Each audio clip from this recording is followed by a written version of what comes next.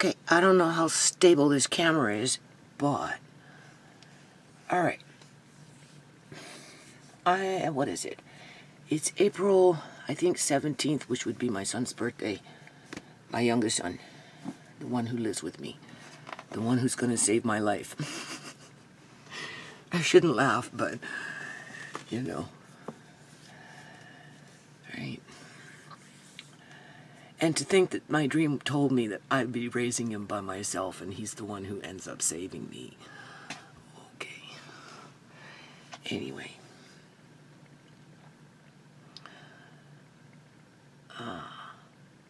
I'm thinking of two things.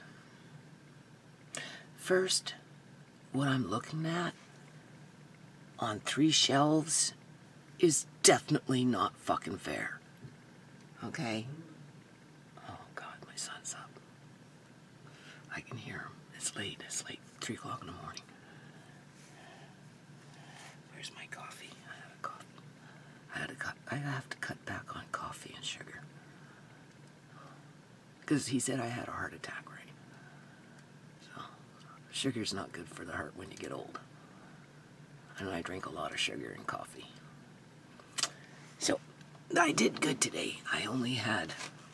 Well, I went all day without a coffee. I had one just now, but I want another one. Okay. I'm looking... I want to clear out my sewing room, right? Get ready for court, right? Have all my document lists in order, right? So I can get on with my life, right? And I have no place to put anything when it comes to papers, and more papers, and then, you know, you're photocopying it in multiples when that time comes, and I'm questioning whether the court would accept flash drives as if I have time to scan all this shit. So that's the first thing, okay? I'll show you, okay? And then, because I'm looking for space to keep everything in one spot, right? So I can order it, get it in order, and then I have to get into each binder and take a stamp and stamp up to 200 pages per binder, and then I gotta take that and get it photocopied twice at 200 pages, multiplied by I don't know how many binders, people. I got a lot of freaking binders up in here, okay? And I'm like, can you even afford to do this? You've been doing it for years. And when you really start doing it in terms of trying to meet the court's expectations, you know, you spend hundreds and hundreds of dollars, people. And the shit gets fucking heavy. And after a while, the longer it sits, you know, paper gets a smell about it, right? Anyway, I'm trying not to get discouraged here, right? So I'm, you know, what's the best method of attack? What's the best mode of attack? Well, keep it organized and just keep moving forward, right? So I'm like, okay, where can I make some space? Where it's not going to be like, you know. I have this shelf here. Okay, I just want to show you this too. And on the bottom are a whole bunch of music books. Lots for piano. There's some for the saxophone, clarinet, drums, guitars, and like they're nicely put here. I used to have other books and stuff in here, but I had to take them out and merge them into the house somewhere else just to be able to fit in these binders for court, right? And I'm like, court, like, why are you kidding yourself? Why? You're just going in front of a fucking pedophile. That's all. Somebody that likes to protect the abuse of children. That's all. Somebody that likes to protect the abuse of the elderly, right? For profit, right? Somebody that's going to snub their nose to illegal organ harvesting on a provincial and national level, Okay? This is what I'm going in front of when I finally get my day in court, to only be turned away because I didn't pay for it, people. And then if I try to go in front of whoever to waive my fees because I'm poor, they're going to turn it into a mini little fucking gong show because there is no witness there to witness their shenanigans. They're not even going to throw it out of court, people. They're just going to send me away, knowing that I really don't know how to navigate around that. Right? And then time is their weapon. And then they write it off like they did a great grand job. And there was justice for the poor person. After that judge with Uncle John said go to the cops, which he should never have done. It was his job to call the investigation as to what happened to Uncle John. Right? What was he expecting? For me to go back with the fucking cops? And say, okay, here's the cops, Your Honor. This is what they have to say. You know, call them in as witnesses as to what they investigated on Uncle John. How could I have found my way back into that courtroom in front of that judge who was supposed to just decide whether I was poor enough to go in front of a 3-panel appeal court? 3 judges to put your appeal in so that you can go for the trial. It wasn't going to be a trial. It was just to appeal the right to have a trial. Right? Because the first 2 judges I came into contact with, right, just fucking threw it out. They said my case wasn't valid to go to trial with Fraser Health Authority. Knowing that I would appeal, and then knowing that what they did is what they did, and now I'm sitting here with mounds of paperwork, mounds more because Shemaine and whatnot is accumulating. I still have Andre's paperwork. As a matter of fact, this is why I'm going to take out all these books down here, and I'm going to show you, okay? And I'm going to go looking for Andre's paperwork that's already been printed out in 3s, people, because I went through that fucking shit with Andre for 15 months through the family court system on a provincial level. Okay? So I'm going to clear this out, and I'm going to find them, and I'm going to put them here, and that's my beginning. My beginning to freaking do whatever I can between now and September. Seriously. Because Andre's story is important in there too. Okay? It disrupted the family life. It tore us apart. Right? It put everybody into deep depression. It rearranged their brains. It interrupted their learning and growing process as adolescents. Okay? Teenagers and that type of thing. Well, it destroyed Sierra. Completely destroyed Sierra. Right? It put her on some path to be tortured by the very ones that make judgment on her in a legitimate sense in the Supreme Court of Canada. Okay? Because the next time I stand in front of the judge, he's not just throwing out Uncle John's story. He's throwing out everybody's story. And when that time comes, you will see how crooked the court really is. Now, are they fucking lizard people? Well, considering the way they behave, people, and what goes on in society in the real world when it comes to criminal activity, yeah. Because what else would they be protecting? Right?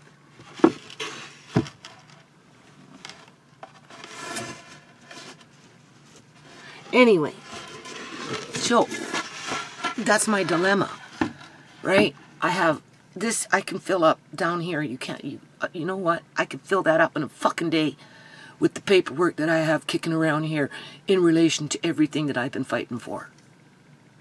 Okay? But I have to move these books out.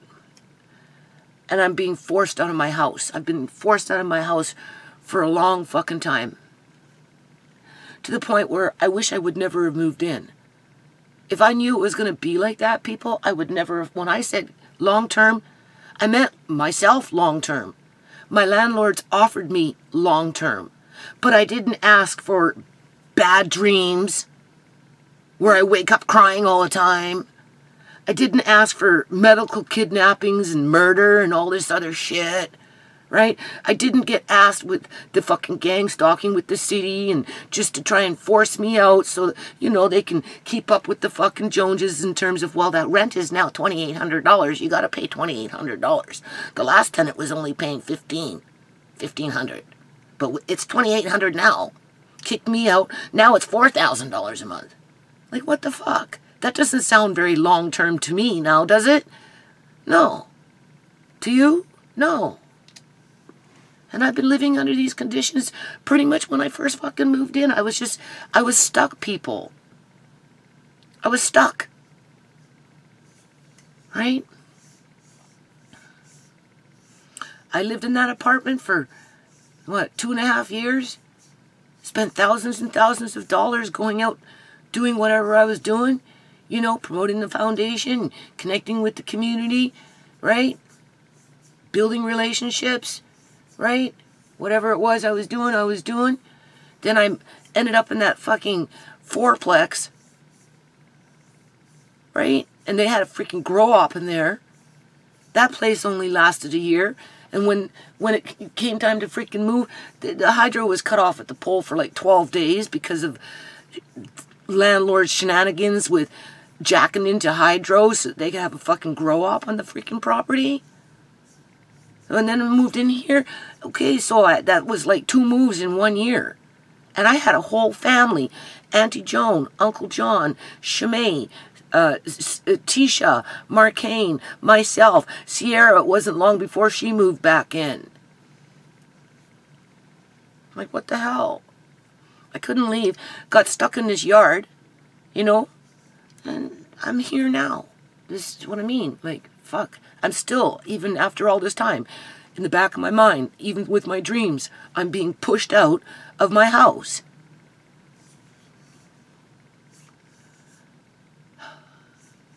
So I'm looking at these books. You know, if Shimei was here, she would help me, people. I'm telling you. She was already starting to help me. That's why the government was afraid of Shimei.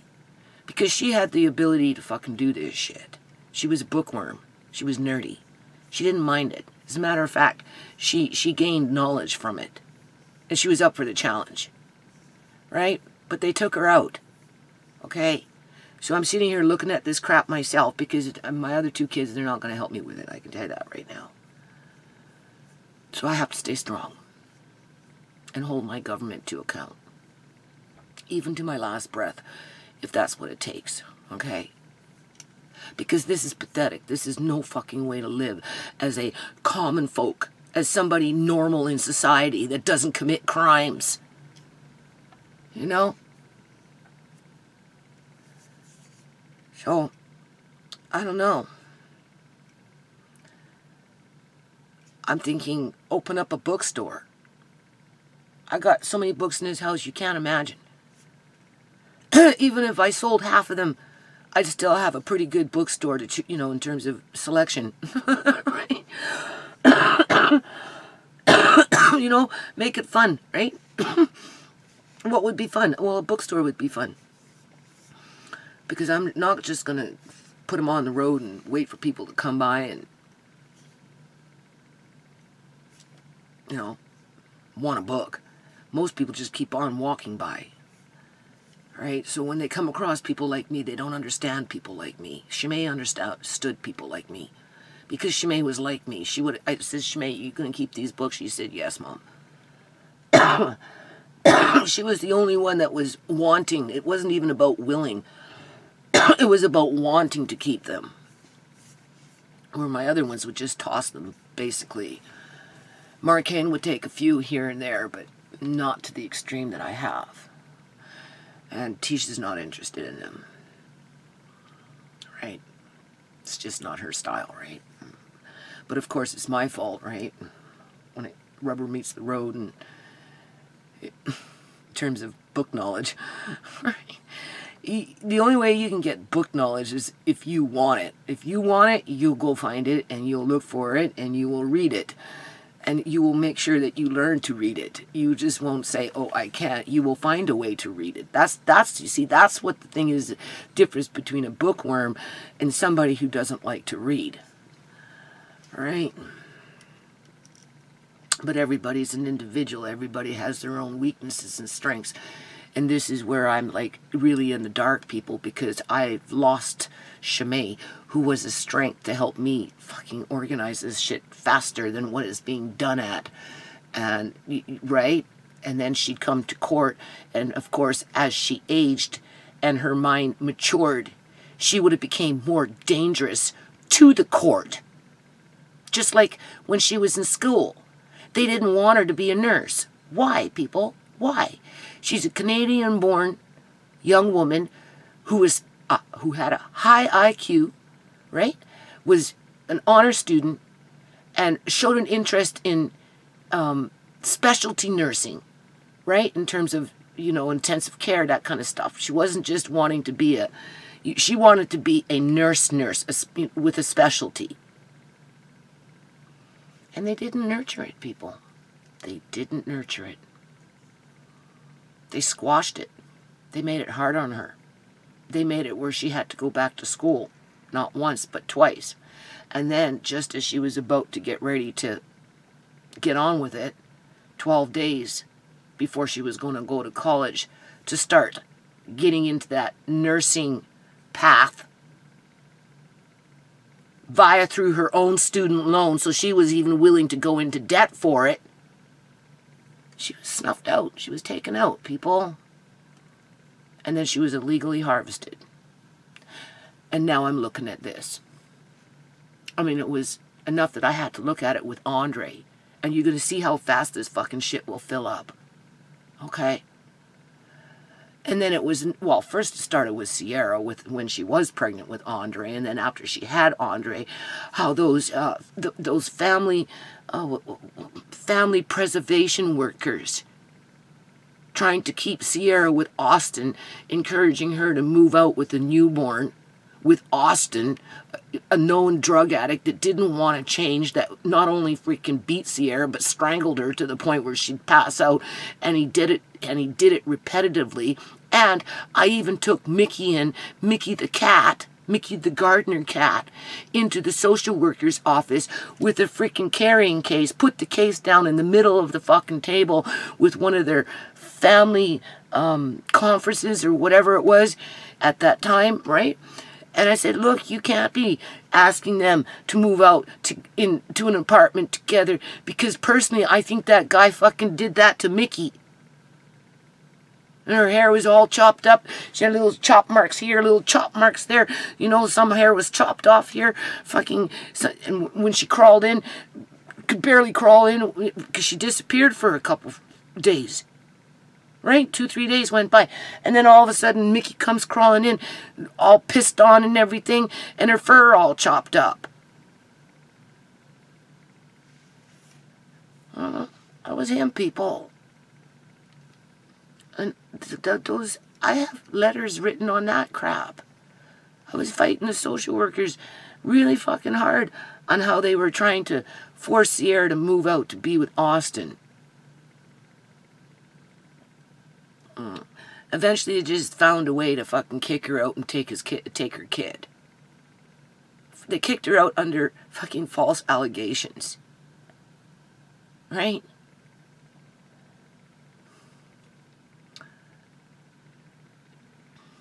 So I'll bring up that paperwork. I'm going to put it in here. That's my, right? I'm going to add on. And I'm going to do as much as I can. And I'm going to submit it knowing that I'm coming across crooks. Literally, crooks. They're worse than crooks. Okay? Literally, they're worse than fucking crooks. So that's a lot of misery in my life.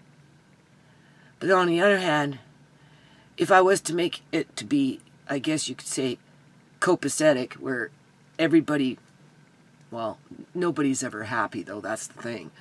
You can't expect people to be happy, because no matter what you do, they still, if they wanting, they'll never stop being unhappy. They will never have enough. They will never appreciate what they do have. They will always take you for granted.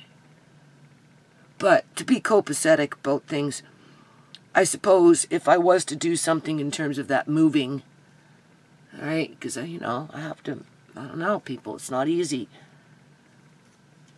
All right, it's not easy. So anyway, I've got all these beautiful books here. I mean, some of them I can keep, but I can't keep, I would prefer to keep them where they are, and I've been avoiding moving them because I'm very annoyed with this paper, with court just accumulating. But I have to see it through to the end. Right, I have to go to the end of the tunnel as far as I can go. I don't have a choice. Well, I do have a choice, but I don't have a choice. I'm between a rock and a hard spot. So, musicians and computers, interactive with CD-ROM. That sounds interesting. I should try this with Andre. Huh. See, I wouldn't sell that. And there's a CD in there. So I guess we're going to see if we can plug this into a computer tomorrow. And then I have like a whole bunch of these things, right? Tisha I bought her a saxophone. She wants the saxophone, she wants her saxophone back.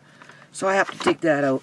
I have a lot of these, so she can have one or two to start with, we'll go through them and she can pick which ones she wants, and then maybe she'll start playing her saxophone again. Like, this is all saxophones.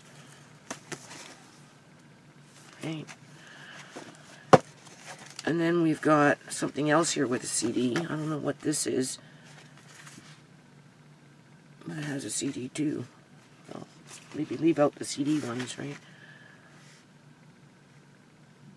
Trombone.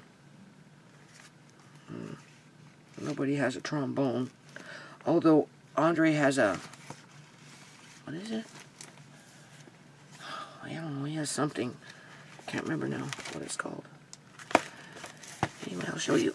I'm going to end this video because I don't know people. I don't know how to do this. Like, this is what I try to explain to my kids sometimes. Is, you know, you ask me to get rid of things because, well, obviously Tisha just wants me to move out. She doesn't care where I go and how I get there and who looks after me or if I'm by myself. She just wants me to get the fuck out. Because she thinks by me moving, all my problems are going to be solved. Well, I guess her problems, not my problems, but her problems. Because she wants me to move in with Marcane. Right? But Marcane is not necessarily interested in something that Shimei would have loved to have. Even though he's nerdy himself. Right? So, I'm going to have to go through all these books. This is all music. I've got more downstairs too. Alright. All different kinds of music books. And then up here it looks like cookbooks. So they can go downstairs. Alright. And then do you see how big this is? I'm going to fill it up with shit like this. Okay, that's all for Uncle John. Andre and Uncle John, when I used to fight for Andre, I started off with a few binders, and then along came Uncle John's fight. Then I ended up with more fucking binders. You see how it works? Into more different legislations, you know, legislations that the courts ignore. Right? And then along came Shimei's stuff. Okay? Do you see? There's mine. What else we got? Shimei. 1, 2, 3, Four of them. Amari's. All right, court, you see? Since 2018. But no lawyer in British Columbia, Canada will help me with that. I should be painting on the easel with my grandkids before I'm doing all this. Okay? This is what I mean by it not being, it's not fair. It's not fair, people, that I had to go through this, or my family.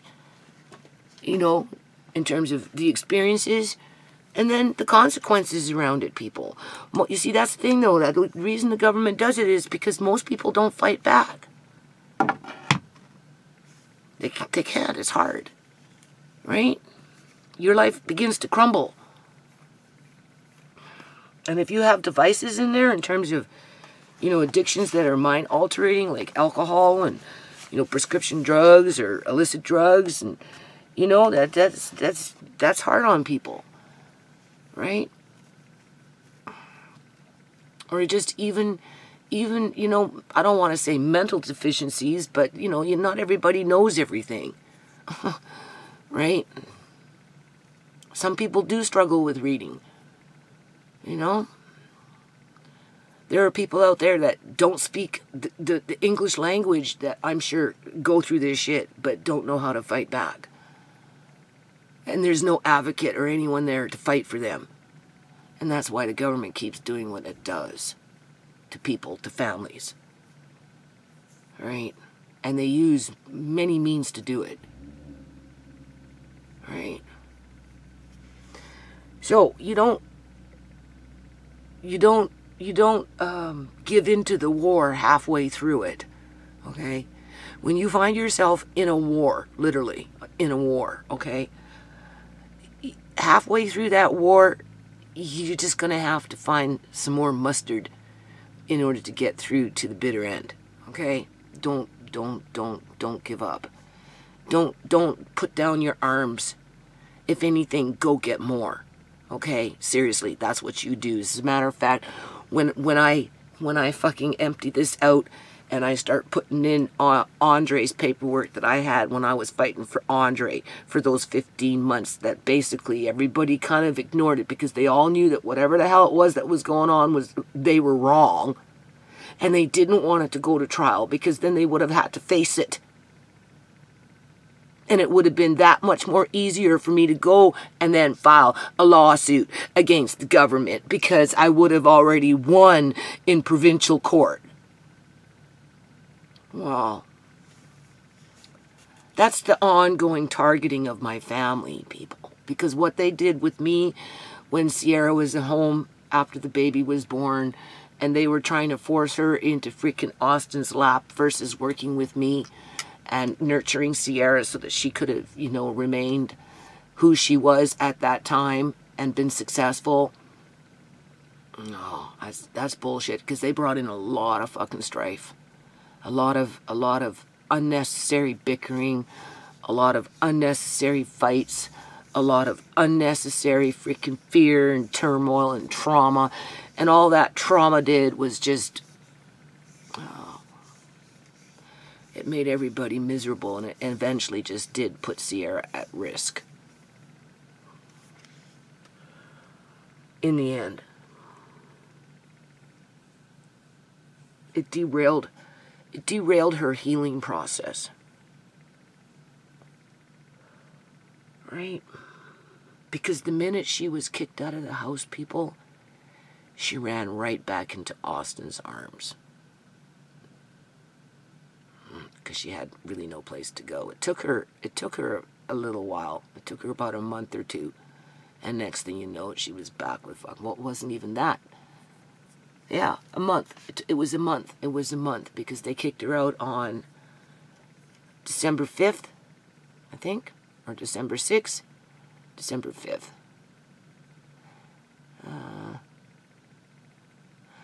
December 10th. They kicked her out on December 10th.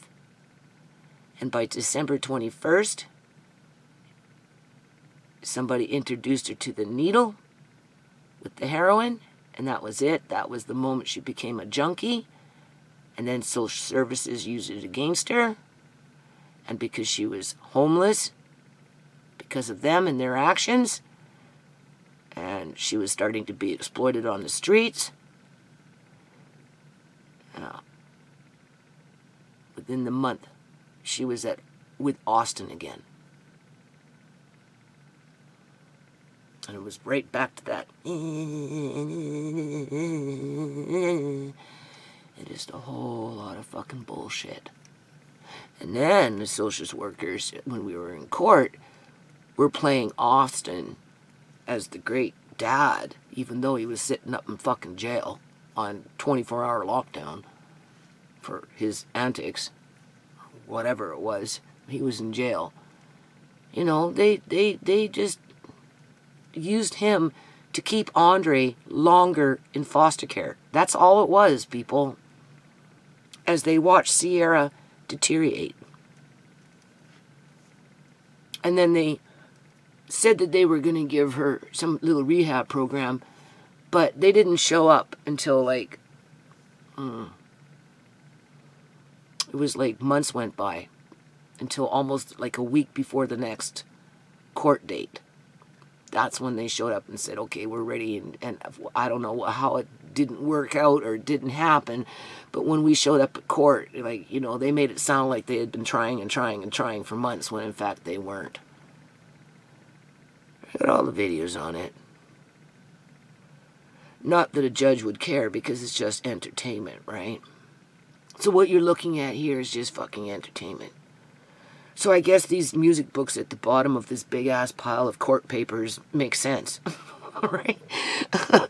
You know, it's kind of ironic, right? The government sees all that as nothing more than entertainment. The only thing that we're missing is some badass music, right? So, yeah. So here, okay, so I'm going to end this video, and the mode of attack is, I'm taking out these books because I need this space in order to be able to start clearing out the paperwork from my sewing room. And not only that, but add in anything in there in terms of, I'm going to get Andre stuff from when I was fighting for him when he was in foster care. And I'm going to start there because I've already got some in 3s, because I had already done that. And I'm going to start my document list on that. And then I'm just going to keep on adding and work my way up. And we'll see. Well, how many months is September? It's rolling fast, and I've got the yard, and I get tired. May, June, July, August, September. Oh my God, people, that's only 5 months. So I can't. I have to get on with this. I still have to get on with this. Okay? So these are coming out. Half of them I'll put on for sale. How I'm going to sell them, I don't know. I'll take pictures one at a time. No. All right.